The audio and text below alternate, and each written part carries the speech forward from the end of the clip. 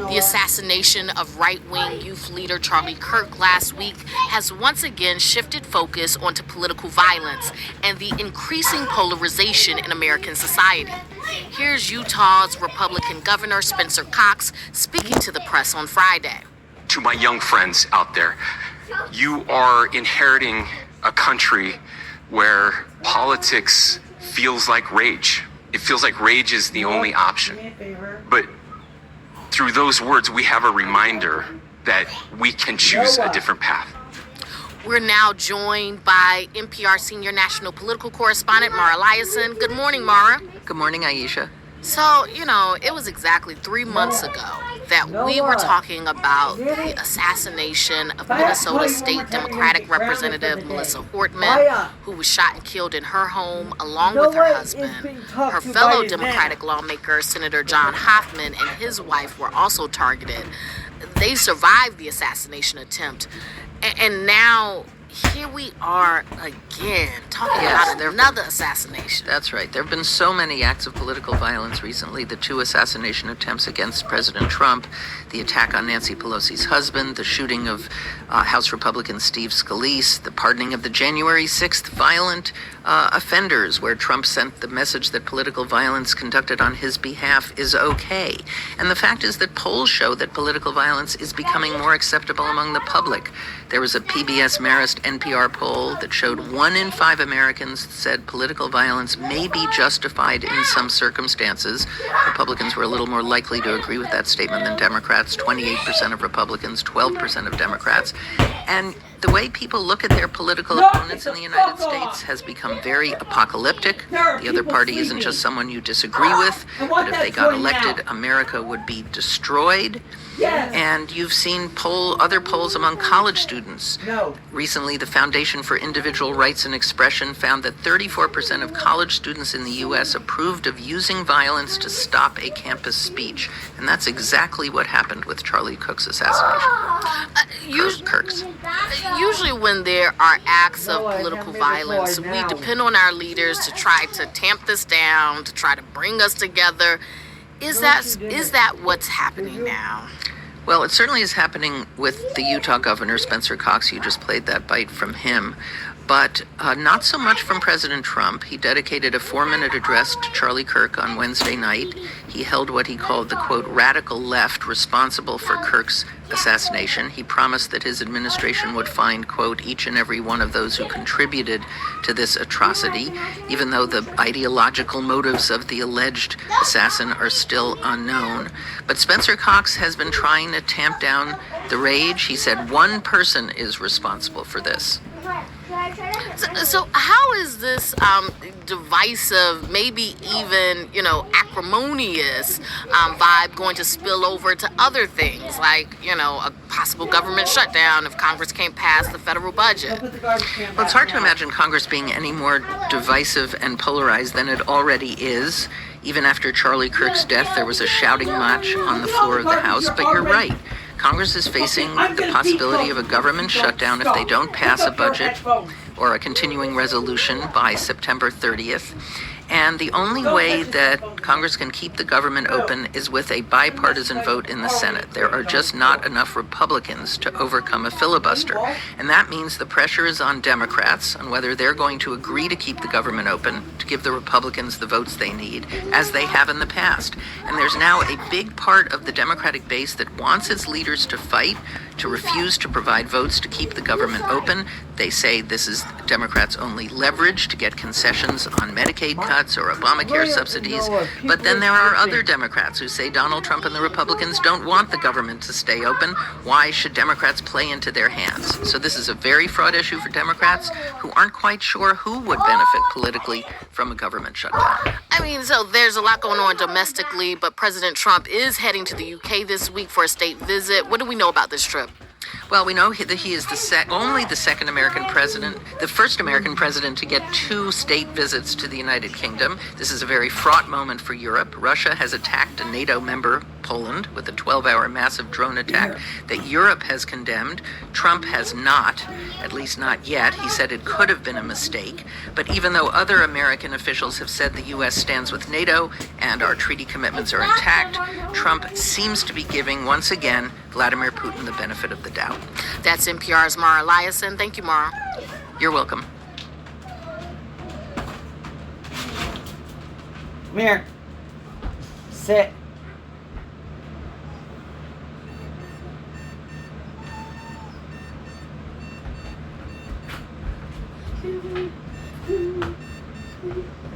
Hi, please have my mom get back. Can we close it?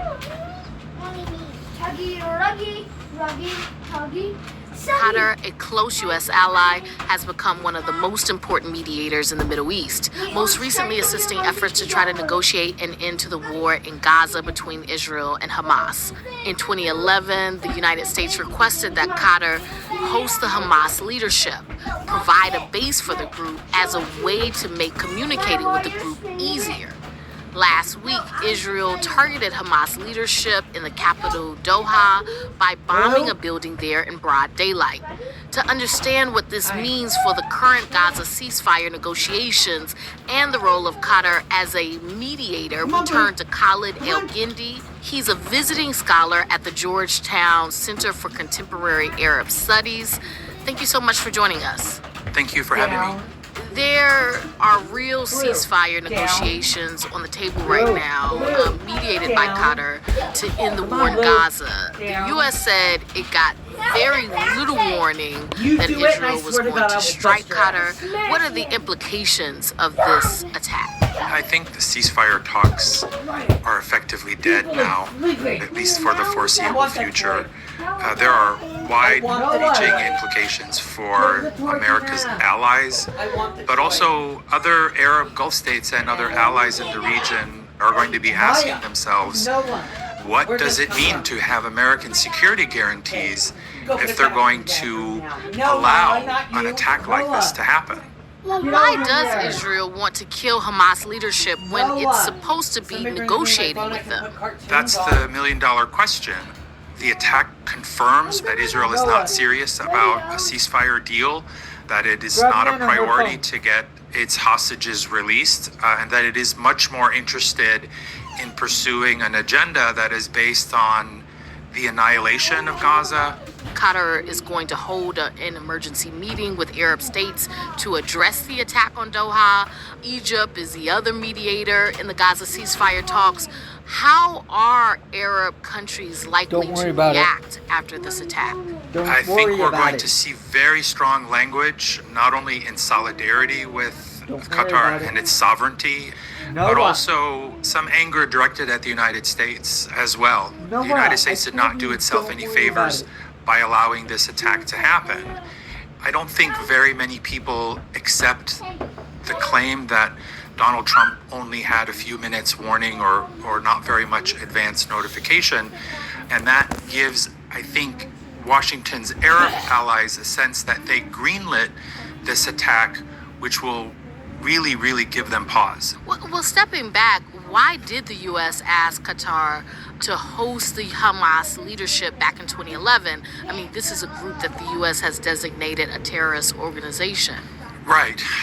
Well, it's precisely because of that the U.S. asked Qatar to play that role, because they couldn't. There is an understanding that Hamas is an actor.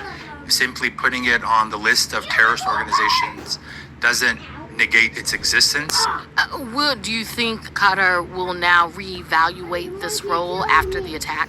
Oh, I think absolutely. I mean, they've said as much, that they're suspending the ceasefire talks. I mean, why wouldn't they? You know, in their mind, they were operating on the assumption that all parties were acting in good faith. But when one of the parties tries to kill the negotiators of the other side in the host country that is mediating between them, it really calls into question the seriousness of that process. Well, if mediators like Qatar give up these roles because they no longer feel safe, what does it mean for the war in Gaza and conflicts in the world generally? And is there another country that could step into this role? So one scenario is, Egypt steps up its role as a go-between, as a party that can talk to all sides. But of course, they will look at what happened in Qatar and say, could the same thing happen here in Cairo? And based on the very blustery rhetoric from Netanyahu, who insists that they will go after Hamas anywhere and everywhere regardless, they will also kind of be given some pause. So that's obviously the war in Gaza. I mean, do you think that this has ramifications for these sorts of conflicts in the world generally? I think so. I mean, Israel has rewritten the rules, such as they are, of warfare, of diplomacy, essentially by shattering them. And I think it would not surprise me to see other major powers kind of adopting the Israeli model of, who says we can't kill the people we're sitting across the table from? I think a lot of countries like Russia or China might look at this model and say, the international rules-based order that we used to speak of really no longer exists. It's really a world where anything goes, and so I can probably get away with the same kinds of things.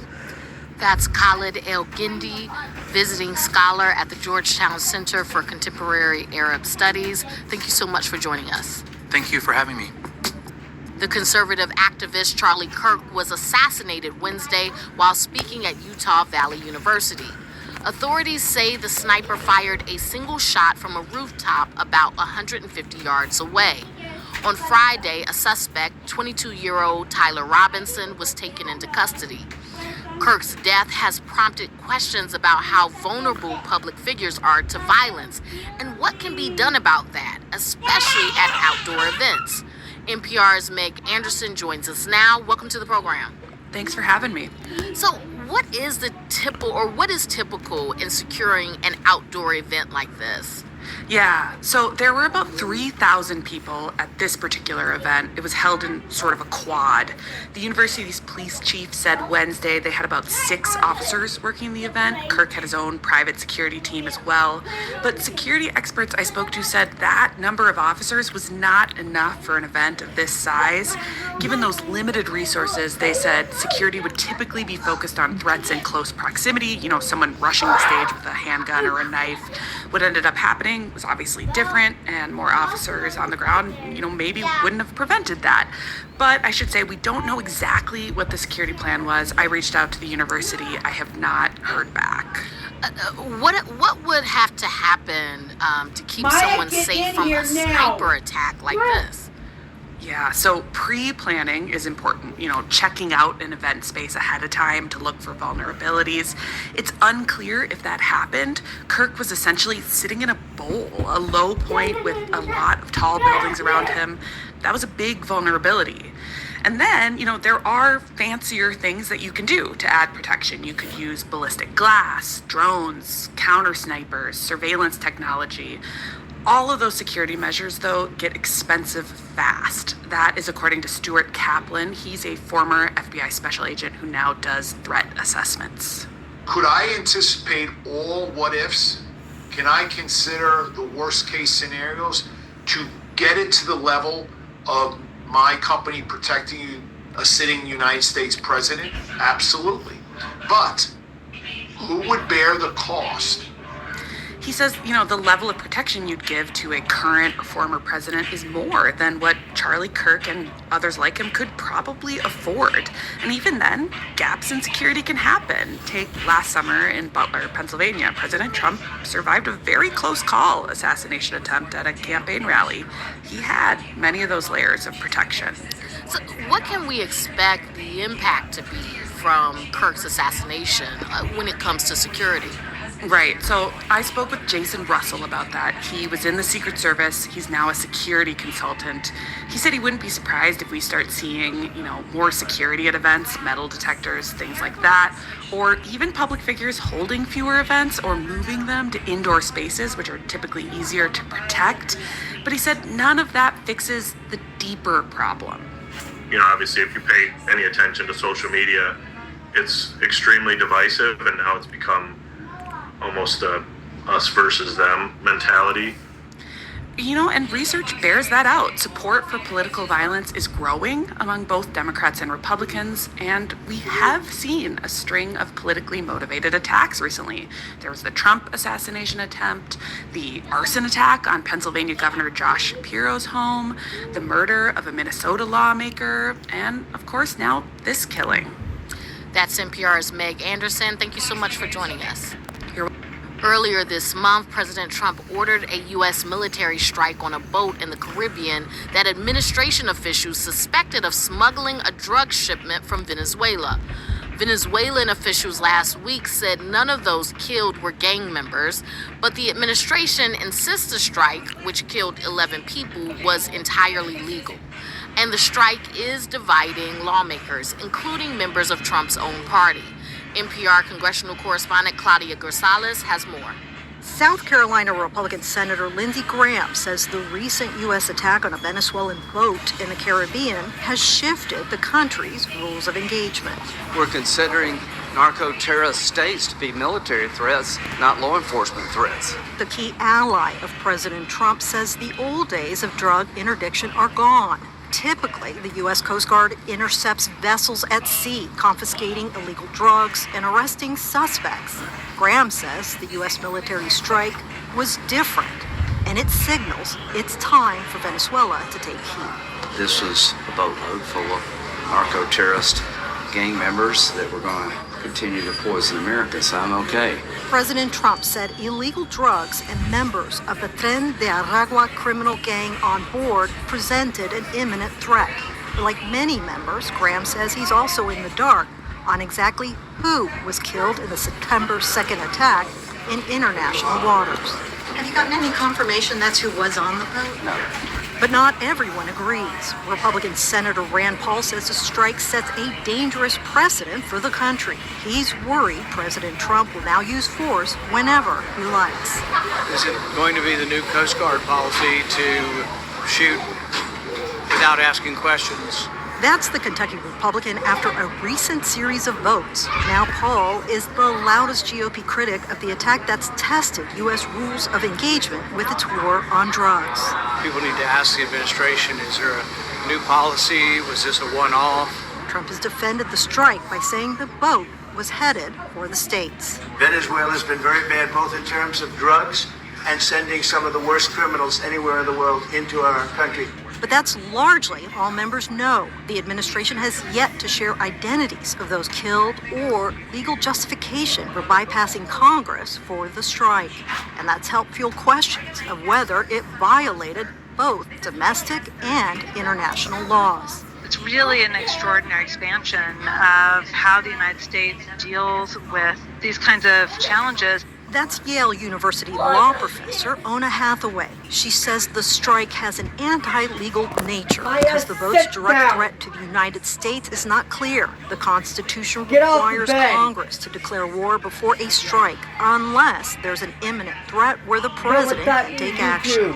Does this signal that there are going to be strikes on cartels or supposed drug cartels in Venezuela or in Mexico? Is it setting the stage for something more? Hathaway says there's no evidence of a careful assessment determining military action was the only choice. The fact that Congress has just been completely left out of the loops, just the Trump administration, doesn't feel that it has to follow the ordinary rules of the game. Paul is joining Democrats in demanding more information, but not all Republicans are so concerned. Here's Senate Majority Leader John Thune. Well, I mean, I wouldn't read too much into it. I think it was a clear interpretation by the cartels. You continue to ship substances up here that are killing Americans. We're going to deal with it as a national security threat. Still, critics worry that the lack of justification and consultation with Congress could launch the U.S. into a new era of expanded war powers for the president. Claudia Rizales, NPR News, the Capitol.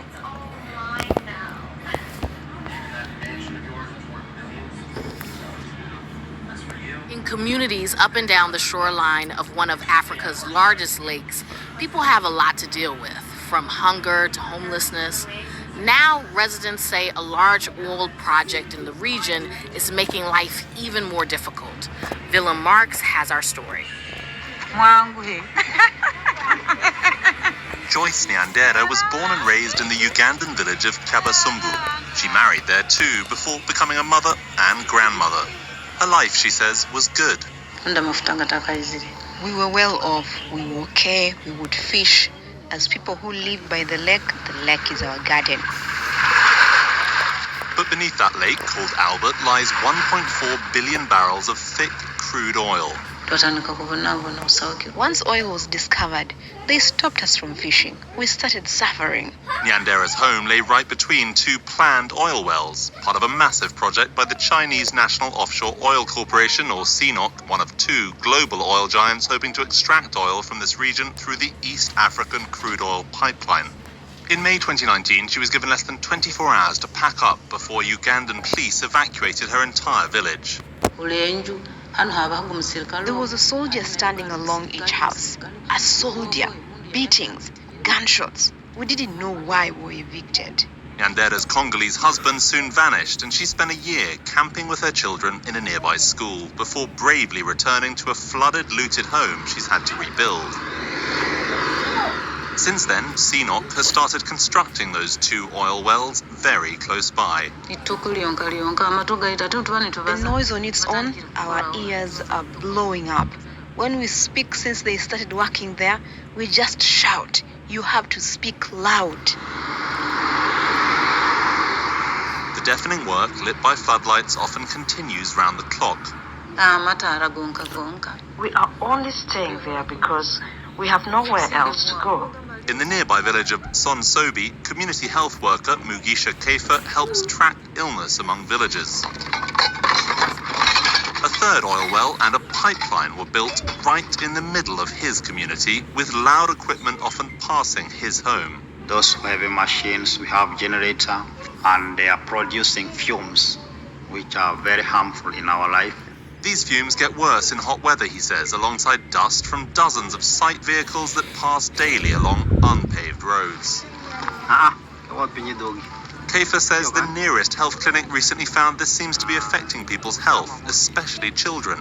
The health workers have been collecting different sputum tests in our community, so it means the rate of coughing is a bit increasing.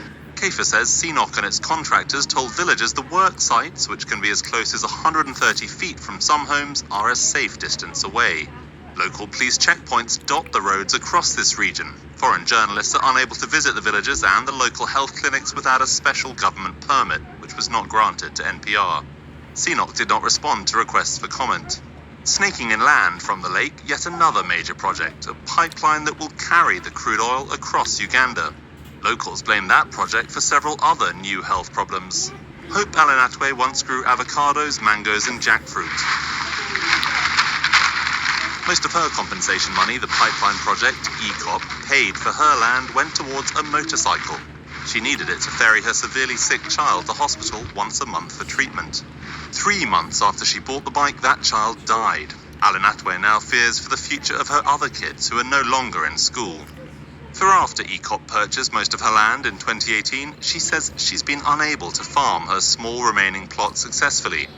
Failing crops and occasional fires were once a nuisance, but with far less land, they can reduce her food production to almost zero. I am worried. When I think about it, I don't get sleep. Alinatwe says ECOP had assured locals like her they'd never suffer again, but she says the stress has significantly harmed her health. I struggle with a hernia. I have had complications. I struggle through the night. I have to find cold water and pour it on myself. If my heart isn't aching, it's the hernia that's burning and leaving me in pain. ECOP told NPR that national legislation determined land compensation rates reflecting local market values and full replacement costs, and they said residents were not compelled to sign compensation deals. The company also said it was not aware of anyone who's, quote, experienced health problems as a result of project activities. But like others we spoke to, Alan Atwe ties her ailment to the nearby oil developments. There's currently little hard data on such health consequences in Uganda, but elsewhere, from Ecuador to Nigeria, such causation has been shown.